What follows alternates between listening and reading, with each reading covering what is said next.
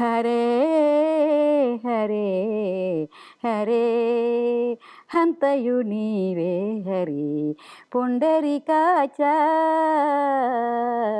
చంతనాకు నీవే శ్రీ రఘురామా. మలేషియా తెలుగు సంఘానికి ఇదివరకటి అధ్యక్షులైన డాక్టర్ అచ్చయ్ కుమార్ గారి మాటామంతి 2వ వంతును విందాం పదండి. హరి ఓం. మలేషియా తెలుగు సంఘానికి తెలుగు అకాడమీ మలేషియా అనే ఒక భవనాన్ని నిర్వహించుకోవాలని ఒక ఆలోచన ఎప్పుడు వచ్చిందంటే 2010 ఆ టైంలో. అప్పటికి మనం చాలా ముమ్మరంగా మలేషియా తెలుగు సంఘం ద్వారా తెలుగు శిబిరాలు జరుగుతున్నాయి. ఈ దేశం అంతా కూడా చాలా చాలా శాఖల్లో ఇలా జరుగుతూ ఉన్నప్పుడు సంవత్సరానికి ఒకసారి అన్ని శాఖల్లో ఉండే పిల్లల్ని తీసుకొచ్చి ఒక దగ్గర కూర్చి వాళ్ళకి దాదాపు ఒక 2 వారాల నుంచి 3 వారాలకు తెలుగు భాష తద్బిది అక్కడ జరుగుతుందన్నమాట. అలా జరిపి ఈ టైంలో ఒక 300-200 మంది పైన ఉండే చోటు కావాలనేప్పుడు 3 వారాలకి అద్దె తీయాలంటే మనకి ఖర్చు బాగా అవుతుంది. ఇది బాగా అవుతున్నప్పుడు మళ్ళీ ఈ ఖర్చు ఒక్కొక్క సంవత్సరం కూడా మనకు అటువంటి ఖర్చు అవుతుంది. ఇంచుమించు ఒక 300,000 పెట్టుకున్నారు మలేషియన్ రింగెట్. ఇలాగా మనం ఒక 3 సంవత్సరాలు ఖర్చు చేసేలా అంటే అది 3 మిలియన్ అవుతుంది. అప్పుడు మాకు ఒక 5-6 శిబిరాల తర్వాత మాకు ఆలోచన వచ్చింది, ఇంత డబ్బు మనం ఎవరికో ఇయ్యే బదులు మనమే ఒక భవనం కట్టుకుంటే నిర్వహణ చేసేది ఇలా ఉంటే బాగుంటుంది కదా, అది మంది అయిపోతుంది, మనం ఎప్పటికాలం పెట్టుకోవచ్చు, ఎలా కాలం పెట్టుకోవచ్చు అనేసి.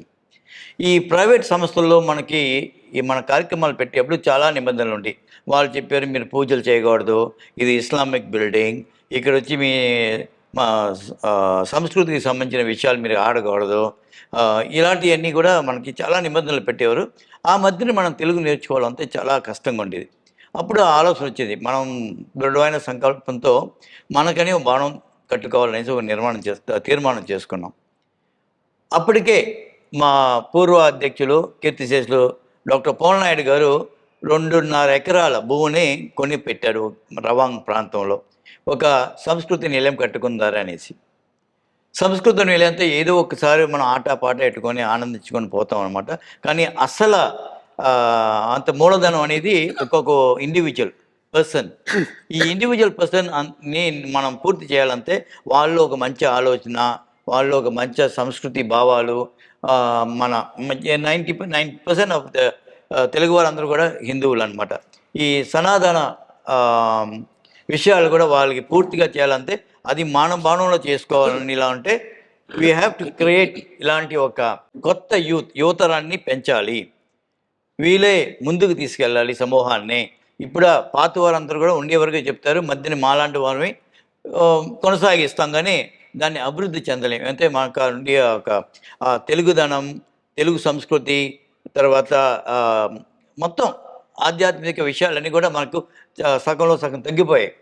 మళ్ళీ దీన్ని బలపరచాలంటే వీళ్ళందరినీ కేంద్రీకృతం చేసి ఒక దగ్గర పెట్టి మన సంస్కృతి, మన భాష, మన తల్లిదండ్రులు అని, మన పూర్వీకులు అనే ఒక భావం కలగాలంటే ఇది మనకి అనేసి ఒక ఇల్లు ఉండాలి అనే ఒక ఆలోచనతో అప్పుడు పెద్దలు కలుసుకునేప్పుడు అందరూ కూడా ఏకాభిప్రాయంతో కట్టుదల ఒకటి చేద్దారనేసి. కానీ ఇది ఖర్చుతో కూడిన ఒక విషయం. అప్పుడే అంచెలంచెలుగా ఎదుగుతున్న ఆర్థిక బలం ఎదుగుతున్న తెలుగువారికి ఎక్కువ ఇబ్బంది పెట్టాలంటే చాలా కష్టం. ఇనిషియలీ ఒక 6 మిలియన్ రింగెట్ చేసుకుందరే, ఒక 3 మిలియన్ గవర్నమెంట్ ఏదో ఒకలాగా మనం ఒక 2-3 ఇయర్స్లో కలెక్ట్ చేసుకుందారు, ఇంకొక 3 మిలియన్ మనం కలెక్ట్ చేసుకో, ఆ ధైర్యంతో మనం ముందుకు సాగాం అనమాట. అలా వెళ్ళినప్పుడు ఆ టైంలో మాజీ ప్రధానమంత్రి నజీబ్ గారు అందరికీ, చైనా వారికి, ఇండియన్స్కి అందరికీ కూడా ఏమైనా కష్టాలు ఉన్నా ఆ కోరికలు తీర్చే ఒక ఆలోచనతో ఆయన పనులు చేస్తూ వచ్చారు. మంచి ఒక ఆర్థిక బలాన్ని కూడా వాళ్ళకి ఇచ్చారు. మీరేం చేసుకుని తమిళ స్కూల్ కట్టుకొని ఇంత డబ్బులు అనేసి. ఆ టైంలో మనం ఆయన కోరుకున్నాం, సార్ మేము తెలుగువారం సార్, మాకు ఇలా కావాలనేసి. అప్పటికే ఆయనకి తెలుగువారంతా ఎవరని తెలియదు. ఏంటి మా తమిళ సోదరులందరూ కూడాను వాళ్ళ కాడికి చెప్పి ఏం చెప్పారంటే తెలుగు వారందరూ కూడా తమిళవారే, కానీ వాళ్ళు తమిళ వారు ఒక భాగం, అందుకు మీరు మాకు ఇచ్చేలా ఉంటే వాళ్ళకు కూడా మేము ఇస్తాం అన్నట్టుగా ఒక భావం తీసుకురావచ్చింది. ఇప్పటికీ అంతే చేస్తుంది, అదే అన్యాయం జరుగుతుంది ఇప్పటికీ.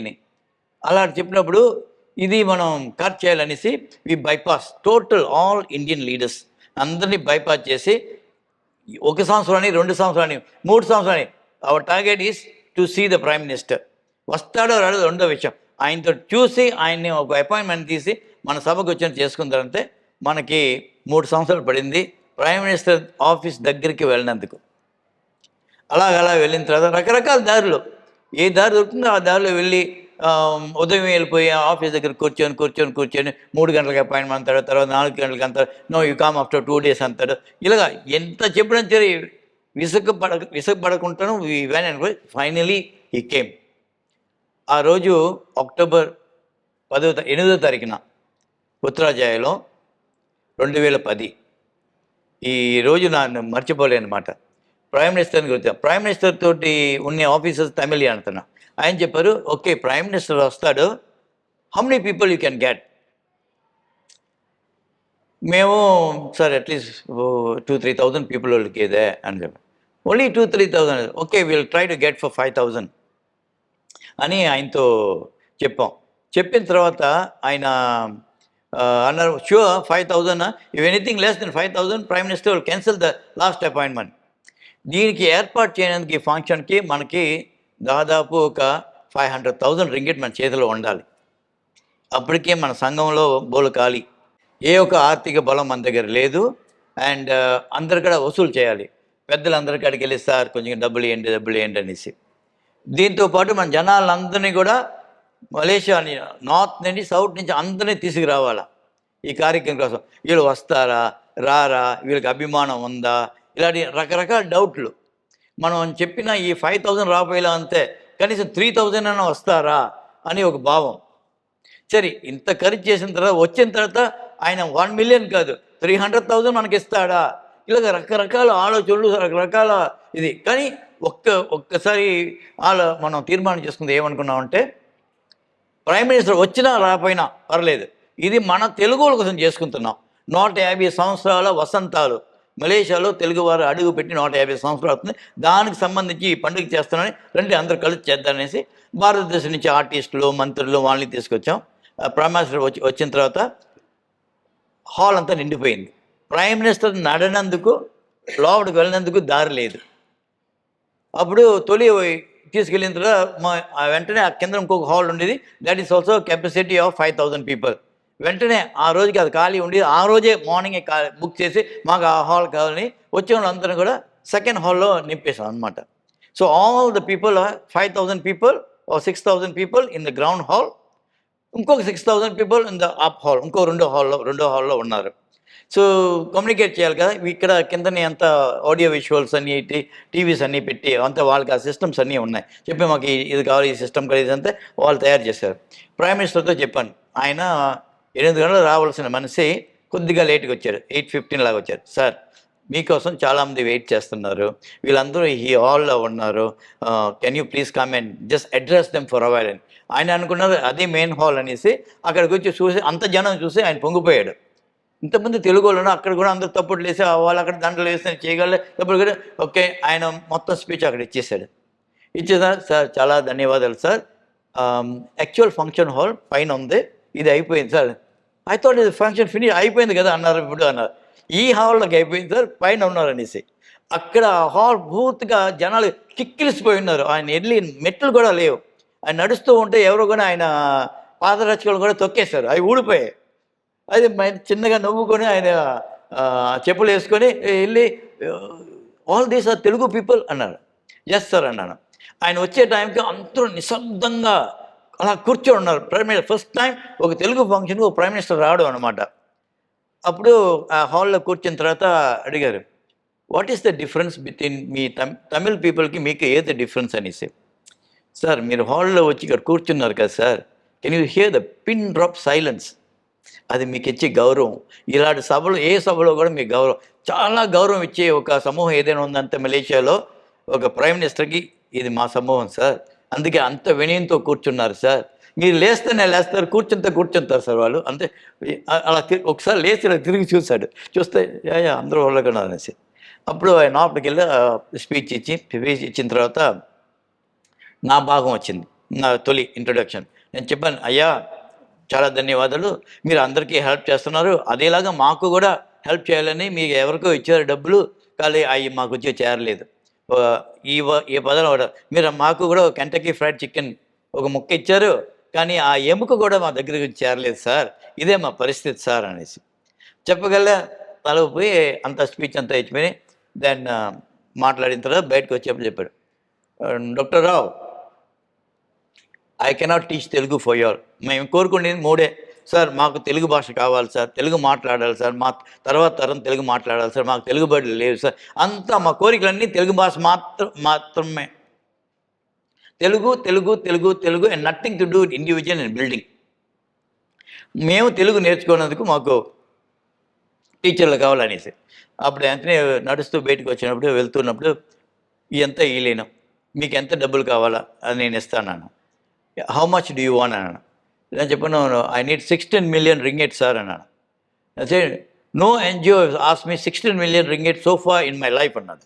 ఎవరు కూడా నేను ఇంత డబ్బు అడగలేదు. ఏంటి ఎలాగ సార్, మాకు 50 సంవత్సరాలు బట్టి మాకు అన్యాయం జరిగింది sir, we have been neglected, nothing is given to us. ఒక ఫుట్బాల్ క్లబ్ కంటే హీనంగా చూసారు సార్ మమ్మల్ని. So we're in that situation. Okay never mind, I will give you 3 million అనేసి ఒక్క వారంలో అది అప్రూవ్ చేసి ఇచ్చాడు. వితిన్ 1 week మొత్తం 3 million ringgit Telugu association bank అకౌంట్లో ఖాతాలో వేసి, please look account and use for the correct purpose అనేసి. వెంటనే మళ్ళీ ఒక ఊపు అందుకుంది, మళ్ళీ తెలుగు చదవడం రాయడం అన్నీ ఊపు అందుకున్న తర్వాత ఈ శిబిరానికి రాని విద్యార్థులు కూడా సంఖ్య పెరిగింది. అప్పుడు మనకి అకాడమీ అత్యంత అవసరం అనేసి కట్టాలనేసి ప్లాన్ చేసినప్పుడు మన పవన్ నాయుడు గారు ఇంతమంది పెద్దలందరూ కూడా కొన్ని భూమి ఉంది మనకి, ఆ భూమి మీద కట్టుకుంటారనేసి తీర్మానం చేసినప్పుడు 6 million ringgit అంచనా వచ్చింది. 3 million మళ్ళీ ఒకసారి ప్రైమ్ మినిస్టర్, ఇప్పుడు ప్రైమ్ మినిస్టర్ పరిచయం అయిపోయారు కదా, ఆయన కార్యక్రమంలో రావడం, ఆయన ఫంక్షన్కి వచ్చేది మనకి ఇన్విటేషన్ రావడం, మనం కూడా ఒక ఆఫీషియల్గా వెళ్ళడం, ఇవన్నీ వాళ్ళకి తెలుగు అందరికీ తెలుగు అని మెన్షన్ చేసాడు. తమిళ ఫంక్షన్కి వెళ్తే కూడా తెలుగు, డోంట్ ఫర్గెట్ ద తెలుగుస్లా అని అలా చెప్పేవాడు అనమాట. ఇది అందరి నోటంతా పడిపోయింది. ప్రైమ్ మినిస్టర్ తెలుగు వారితో చాలా దగ్గర అయిపోయాడు అనేసి. ఆ తరుణంలో మా ఆయన దగ్గరికి వెళ్ళి, సార్ ఇలాగ మేము అకాడమీ కట్టుకుంటున్నాం సార్, మాకు బిల్డింగ్ కట్టుకున్నందుకు మాకు ఇంత డబ్బులు కావాలి సార్ అన్నారు. హౌ అబౌట్ ద ల్యాండ్ ఇప్పటికే కొనేసుకున్నాం సార్ అన్నారు. How much is the building అన్నారు. 6 million sir. I cannot give you 6 million. వేరే వాళ్ళు అడుగుతారు, రింగెట్ ఫర్ రింగెట్ బిల్డింగ్ ఎంత ఖర్చు అవుతుందో మీరు ఒక రింగెట్ కలెక్ట్ చేస్తే that equal ringgit I will pay you immediately. మీరు ఎంత డబ్బు వసూలు చేస్తారు అంత దగ్గర ఇస్తానని ఆయన ఒక హామీ ఇచ్చారనమాట. దాని తగిన మన ప్రజలు కూడా, తెలుగు వారు అందరూ కూడా స్పందించారు. నార్త్ టు సౌత్ వెళ్ళి ఎక్కడికి వెళ్ళి కలెక్ట్ చేసినా 30,000, 40,000, 50,000, 1,00,000, 1.5 లక్ష ఇలాగా డబ్బులు పోగు చేస్తాం అనమాట. మన చేతిలో 1.5 million వచ్చింది. ఇంకా మనం బిల్డింగ్ పునాదులని ఏమీ వేయలేదు. మళ్ళీ వెళ్ళాం ప్రైమ్ మినిస్టర్ గారికి, సార్ ఐ గోట్ 1.5 million, మాకు ఇప్పుడు డబ్బులు కావాలా, ఇది బిల్డింగ్ కడుతున్నాం అనేసి. సరే మీరు కట్టండి అని చెప్పారు. కట్టండి చెప్పింది. Then we use 1.5 million. ఇంకా మరి కాంట్రాక్టర్ డబ్బులు కావాలి కదా, మళ్ళీ ఆయన గడిగడికి ఎవ్రీ 2 months వెళ్ళి సార్ కాంట్రాక్టర్ డబ్బులు అడుగుతుంది సార్, కాంట్రాక్టర్ డబ్బులు అడుగుతుంది అంతే. ఆయన నాదో 1 million ఇచ్చేవాడు అనమాట. ఇలాగా అంచెలంచెగా 2 million, 3 million and finally building అంతా కట్టి ముగిస్తున్న టైంలో చెప్పాం, సార్ బిల్డింగ్ అంతా పూర్తి అయిపోయింది, మా ఇవ్వాల్సిన డబ్బు 6.5 million వేసేసాం, మీరు 6.5 million ఇస్తానని చెప్పారు, మాకు 3 million ఇచ్చేస్తాను, నా 3.5 million చెప్తే ఆయన అడిగారు అనమాట, did I promise that 3.5 million అనేసి. చెప్పాను, అవును సార్ మీరు చెప్పారు సార్ అనేసి. ఓకే విల్ గివ్ యూ అన్నాడు. చెప్పగలే వెంటనే 2 million రిలీజ్ చేశారనమాట. 2 million రిలీజ్ చేసి ఇంకో 1 million ఆగిపోయింది అనమాట. ఆ టైంలో ప్రభుత్వం మారిపోయిన తర్వాత ఆయన డెప్యూటీ ప్రైమ్ మినిస్టర్ ద్వారాగా మాట్లాడి అక్కడ 500,000 మొత్తం రావాల్సిన 13 million ringgit మనం ఆయన దగ్గర వసూలు చేసుకున్నాం. మొత్తం బిల్డింగ్ కూడా 1 పైసా ఎవరికి దగ్గర అప్పు చేయకుంటాను, బ్యాంక్ లోన్ తీయకుంటాను. ఈ తెలుగు అకాడమీ మలేషియాని మనం నిర్వాహం చేసుకొని చెయ్యెత్తు చేయకొట్టు తెలుగోడ అని చెప్పినట్టుగా తెలుగువారు ఈ మలేషియా మాత్రం కాదు, ప్రపంచంలోని తెలుగువారు ఏ తెలుగువారు వచ్చినా ఆ బిల్డింగ్ దగ్గరికి చెప్తే వాళ్ళ పాకెట్లో ఉండి ఇది డబ్బులు ఇది తీసి ఇచ్చేసేవారు అనమాట. అంటే వాళ్ళందరూ కూడా దాంట్లో భాగ్యస్వామిగా ఫీల్ అయ్యారు. ఇది మన తెలుగు కదా, మన తెలుగు సంస్కృతి కదా. ఇప్పుడు కూడా చాలామంది భారతీయులు వస్తారు, చూస్తే వాళ్ళు చాలా సంతోషపడతారు. అంత పెద్ద భారతదేశంలో మాకు ఇలాంటి అకాడమీ లేదు, ఇక్కడ మీకు అకాడమీ ఉన్నది, మేము చాలా గర్వపడుతున్నాం అనేసి. వాళ్ళు గర్వపడ్డాడు, మేము కూడా దాంట్లో చాలా హ్యాపీగా సంతోషపడతాం అనమాట. అంటే ప్రతి తెలుగువాడికి దాంట్లో భాగస్వామ్యం ఉంది. ఇలాగా ఈ బిల్డింగ్ కట్టి పూర్తి చేస్తాం అనమాట. అప్పుడు బిల్డింగ్ కట్టినప్పుడు ఆ బిల్డింగ్ రూపురేఖలు ఎలాగ ఉండాలి అని ఒక ఆలోచన వచ్చింది. అప్పుడు నేను చెప్పాను, అది మన తెలుగు భావాలని మన భావం ఏంటుందో ఆ భావాన్ని ఇక్కడ గుర్తించాలి. ఇక్కడే కదా ప్రపంచంలో ఏ తెలుగువాడైనా దాంట్లో ఆయన భావం దాంట్లో కలిసి ఉండాలి అనేది అడిగినప్పుడు నేను చెప్పాను, ఇది ఆ బిల్డింగ్ మొత్తం ఒక బిల్డింగ్ కాకుండాను, ఒక 5 స్టారీ 6 స్టారీ 10 స్టారీ కాకుండాను అది 3 పార్ట్స్గా కనిపించాలి. వచ్చిన వాళ్ళకి ఇది బ్లాక్ 1, బ్లాక్ 2, బ్లాక్ 3 అనేలా అన్నట్టుగా ఉండాలి. ఎందుకు డాక్టర్ అని అడిగారు. లేదు, ఇది మనం అంతా త్రిలింగ దేశం నుంచి వచ్చిన తెలుగువారం కదా, ఇప్పటికీ దాన్ని ఆంధ్ర, తెలంగాణ, రాయలసీమ అని పిలుస్తారు. ఈ 3 బ్లాక్స్ కూడా ఈ ఆంధ్ర, తెలంగాణ, రాయలసీమ నుంచి వచ్చిన ప్రజలు వాళ్ళ పిల్లలు చదువుకునేందుకు స్థలంగా పెట్టుకుందారే అని చెప్పారు. మరి 5 అంతస్తులని ఎందుకు పెట్టారని చెప్పి, 5 అంతస్తులు అంటే పంచభూతాల మధ్య మనం అందరూ తిరుగుతున్నాం కదా, గాలి, నీరు, ఇలాగా అగ్ని అనేసి. ఎంతైనా సరే ఈ 5 మనకు ఉంటేనే కదా మనం నడమాడుతాం. ఈ పంచమూర్తాల మధ్యన ఈ త్రిలింగ దేశం నుంచి వచ్చిన ప్రజలు నడమాడుతున్నారనేసి. ఆ కుప్ప మీద చూసేలాంతే 12 లైట్లు ఉంటాయన్నమాట పైన రాత్రి చూసేలాంతే. అప్పుడు ఇదెందుకు ఇలా పెడుతున్నారు, ఇది అనవసరం కదా, కింద లైట్ ఎత్తపోతుంది కదా, ఈజీ కదని. కాదు, ఇది ఎప్పటికీ మనకు గుర్తుండాలా. ఇక్కడ వచ్చిన వారికి ప్రతి వారికి ఎవరికైనా ఏదైనా ఒక రాశి ఉంటుంది. మనకి 12 రాశులు ఉంటాయి. ఇక్కడ వచ్చిన వారు అందరూ కూడా ఏదో ఒక రాశికి సంబంధించిన వాడు అవుతారు. అందుకే ఈ రాశుల వారు అందరూ కూడా తెలుగువారు, త్రిలింగ దేశం నుంచి వచ్చిన వారు, ఈ 3 ప్రాంతాల నుంచి ఇక్కడ మసులుతున్నామని గుర్తుగా అది ఉండాలనేసి ఈ బిల్డింగ్ ఇలా కట్టి. Doesn't have to look traditionally Indian government, but ఈ కాన్సెప్ట్ మనం కట్టుకుంటే ఇలా ఉంటే అది మనం మాట్లాడుకుంటే అది మనకు సొంతం అవుతుంది అని చెప్పి దాని ప్రకారంగా ఆర్కిటెక్ట్స్ కూడా దాన్ని డిజైన్ చేశారు. అక్కడ ఒక పలక కూడా రాసి పెట్టాం, ఇది మనం బిల్డింగ్ అనేసి. దానికి మా గురువులు వీళ్ళందరూ కూడా మంచి స్పందన ఇచ్చారు. మాకంటే ఎక్కువ సంతోషపడిన వారు మా గురువులే. ఏమంటే మా గురువులకి ఒక భావం ఉండేదన్నమాట, ఇంకా మాతో పాటు ఈ తెలుగు భాష అంతం అయిపోతుంది, ఇంకా మలేషియాలో ఎవరు ఉండరు కదా, ఇంకా అయిపోయిందని ఈ టైంలో మళ్ళీ ఒక విత్తనం వేసి అక్కడ చిన్న మొలకెట్టినట్టుగా దానికి నీరు పోసి మళ్ళీ మొలకెట్టినట్టుగా ఆ మొలకని వీళ్ళు కన్నారా చూసి దానికి ఎంత ఎరువులు పోసి వీదే గురువులే మళ్ళీ ఇంకో చెట్టుని చేశారనమాట. అందుకు వీళ్ళ భాగ్యస్వామి చాలా చాలా చాలా ఉంది. మా గురువులు కానీ మాకు ఇదే మన భాష, ఇదే మన సంస్కృతి చెప్పాలంటే నాలాంటి వారికి, మాలాంటి నాయకులకి ఇలాంటి ఆలోచనలు వచ్చి ఉండవు. ఇది ఎందుకురా మీకు, ఏదో ఒక సబ్జెక్టు ఏదో ఒక భాష నేర్చుకుంటారా, నలుగురితో సహా నారాయణ అన్నట్టుగా మీరు వాళ్ళతో వెళ్ళిపోంటారా అని చెప్పుంటే మేము ఎప్పుడో వెళ్ళిపోయి ఉంటాం. మనకన్నా గుర్తింపు లేదు. ఇప్పుడు తెలుగు నిలబడింది అంతే కారణం మా గురువులే, మా పెద్దలే, మా పూర్వీకులే అని చెప్పాలని ఆశపడుతున్నాం. మీ మలేషియాలో తెలుగు కోసం మీరు ఇట్లా ఈ తెలుగు విద్యాలయాన్ని ఏర్పాటు చేయడం, ఇప్పటి వరకు మీరు చెప్పారు కదా, ఈ స్ఫూర్తిని ఇంకొన్ని దేశాలకు పంచే ఆలోచన ఏమైనా ఉంది సార్? అంటే భారతదేశం అని కాదు, తెలుగు వాళ్ళు ఉన్న మయన్మార్ లాంటి అటువంటివి. మాకంట ఇంకా కొద్దిగా ఇంకా దారుణమైన పరిస్థితుల్లో ఇంకా జీవిస్తున్న తెలుగువారు చాలామంది ఉన్నారు. ప్రత్యేకంగా మ్యాన్మార్, ఇటు థాయిలాండ్ మేడాన్ అనేసి ఒక ఊరు ఉంది, థాయిలాండ్లో మేడాన్ ఒక డిస్ట్రిక్ట్ ఉంది, అక్కడ చాలామంది తెలుగువారు ఉన్నారు. Mostly from Tamil Nadu, Chittoor side. వీళ్ళందరికీ కూడా మనం అందచేయాలి. I can only do that when I'm strong. ఇప్పటికీ మ్యాన్మార్తో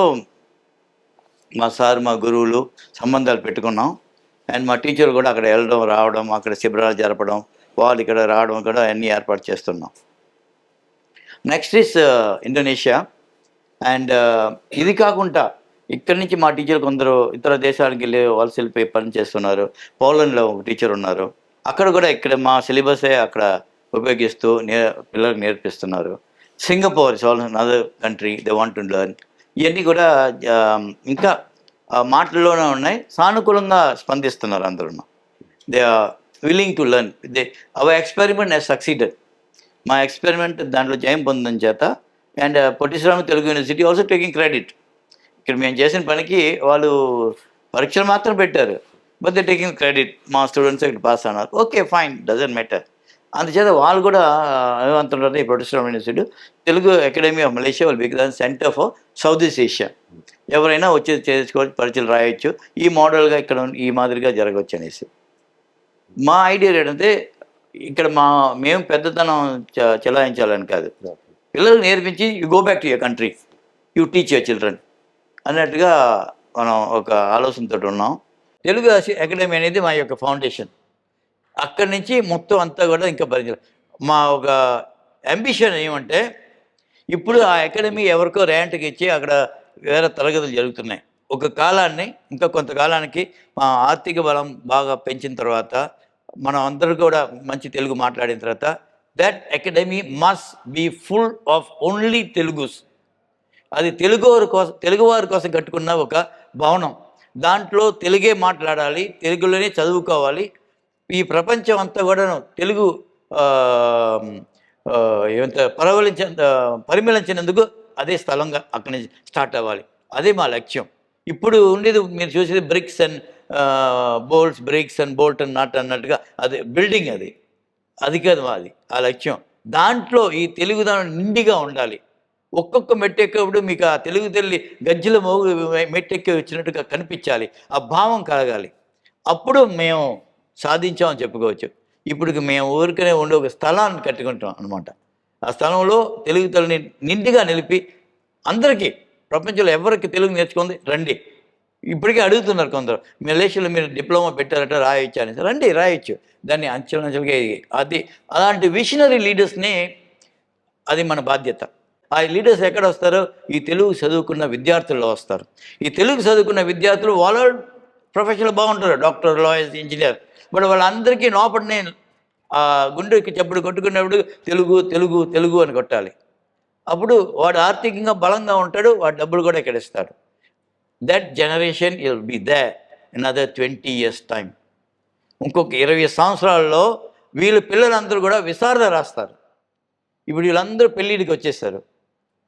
ఆయన డాక్టర్ అని చెప్తాను, వీళ్ళందరూ పెళ్ళిడికి ఇచ్చారు. ఈరోజు వాళ్ళు పెళ్లి చేసుకుంటే వాళ్ళకి ఇంకొక 9 సంవత్సరాలు వాళ్ళందరూ కూడా పిల్లలు ఉంటారు, 9 ఏళ్ళ పిల్లలు ఉంటారు. They all our moral camp students. I can guarantee you. ఇలాంటి వీళ్ళకి రుచి తెలుసుకున్నారు, వాళ్ళకి నమ్మకం ఉన్నది, ఈ సిస్టమ్ మనం కాపాడుతుంది.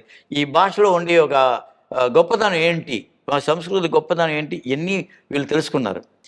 I'm waiting for, if God willing, భగవంతుడు నాకు ఆయుష్ ఇచ్చారంటే ఆ తరాన్ని చూడాలని నేను ఆశపడుతున్నాను. వీళ్ళందరూ పలానా మా స్టూడెంట్స్ మనవాళ్ళు చదువుకుంటుంటారు ఈ భవనంలో అనేసి.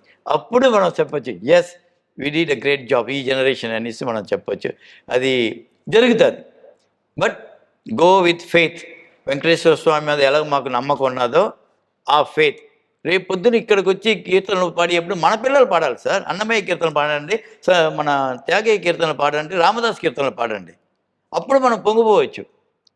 ఇప్పుడు ఏదైనా అంటే దేవారం పాడతారు, తమిళలో పాడతారు, కాబట్టి ఇంత వాళ్ళకి వచ్చింది అదే, తప్పని కాదు. నువ్వు పాడొద్దంటే వాడు కాపుకి ఇచ్చేస్తాడు. నువ్వు నేర్పలేదు, వాడు అది పాడుతాడు.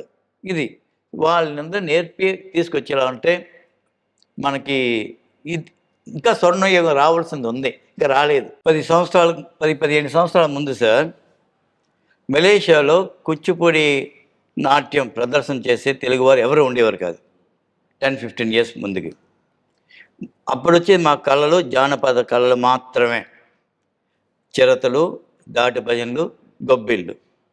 కాకపోతే భజనలు, కీర్తనలు ఇక్కడ ఈ భజనలో కూడా పాడేటప్పుడు కూడా నామావళి లాంటివి కూడా ఒక గొప్పదని ఏంటంటే పుస్తకాలు ఉండేవి కాదు, వీళ్ళే సొంతంగా రాసుకుండేవారు.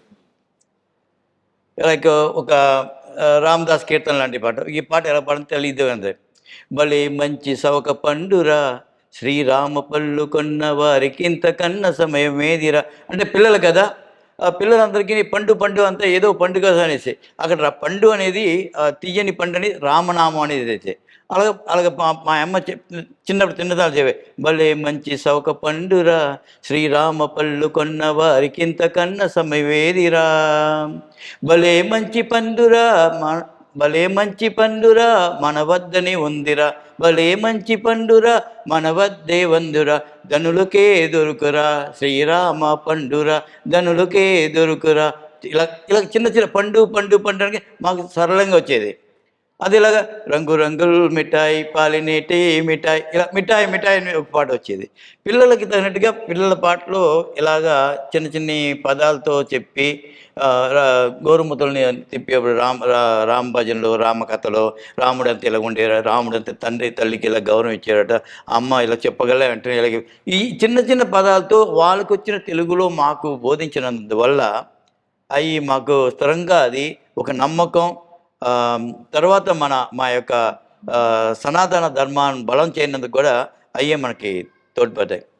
ఇంకా ఈ చరిత్రలో కూడా అప్పుడు భారతదేశంలో వచ్చిన పెద్దలు సార్ చెప్పినట్టుగా కొందరు దాంట్లో కొద్దిగా ఎక్స్ట్రా నాలెడ్జ్ ఉన్నవారు దాన్ని అభివృద్ధి చేసేవారు అనమాట. అది ఒకటి ఒకటి కూర్చి దాన్ని పెద్ద చేసేవారు. ఇప్పుడు మన ఈ ప్రాంతంలో కూడా గౌరదేవుడి గారు ఉన్నారు పెద్దలు. తర్వాత కూచిపూడి ఏమంటే కూచిపూడి దానికి ఒక గురు శిక్షణ ఉండేలా పర్టికులర్ గురు శిక్షణ. వీ కెనాట్ గెట్ వెంపటి చిన్న సత్యం లాంటి పెద్ద మహాగురువులందరూ ఇక్కడ మలేషియా దేశానికి వచ్చి ఇక్కడ కూర్చోబెట్టి చెప్పించే స్తోమత మాకు అది లేదు. కానీ ఇక్కడి నుంచి తొలి ఒక ఇద్దరు ఆడబిడ్డలు అంతే. ఆ టైంలో ప్రపంచ తెలుగు మహాసభలు ఇచ్చేప్పుడు కూచిపూడి నాట్యం మొట్టమొదటిసారిగా నేను చూశాను. ఉమాభారతి అనేసి ఒక ఆవిడ వచ్చింది, తర్వాత రెడ్డి అనేసి వాళ్ళు వచ్చారు. అప్పుడు బామనే సత్య అది ఆ తెలుగులో పాడితే ఇంకా మా పొంగిపోయాను. ఓ తెలుగులో రాడు. ఇక్కడ అంతవరకు మా వినేది భరతనాట్యంలో తమిళ మాత్రమే. సంగే ములంగే అని వాడు స్టార్ట్ చేస్తారు. ఎక్కడికైనా కొద్దిగైనా ఇంత చిన్న పిసరైన తెలుగు ఉంటుందని మనం వెయిట్ చేసేవాళ్ళం. 90% 99% తమిళ 1% లాస్ట్లో తెలుగుని ఏదైనా చెప్తాడో ఎదురు చూస్తాం, చెప్పరు. ఇదేనా ఒక తమిళ పడంలో వచ్చి దాంట్లో చిన్న మొక్క తెలుగు వచ్చేదంటే అందరూ వెళ్ళిపోతాం, తెలుగు వచ్చేస్తుంది అనేసి. కరెక్ట్గా తెలుగు పాటలో వచ్చాడు, ఆ టెలికాస్ట్ చేసాడు, దాన్ని తెగొడితాడు. ఇక తమిళ వాళ్ళని అది ఇష్టపడరు అనేసి ఇలా ఇంత అన్యాయం జరిగిందనమాట. వాళ్ళ మీద ద్వేషం అని కాదు, but they created situation like that. వీళ్ళతో ఎందుకు మనకి గొడవ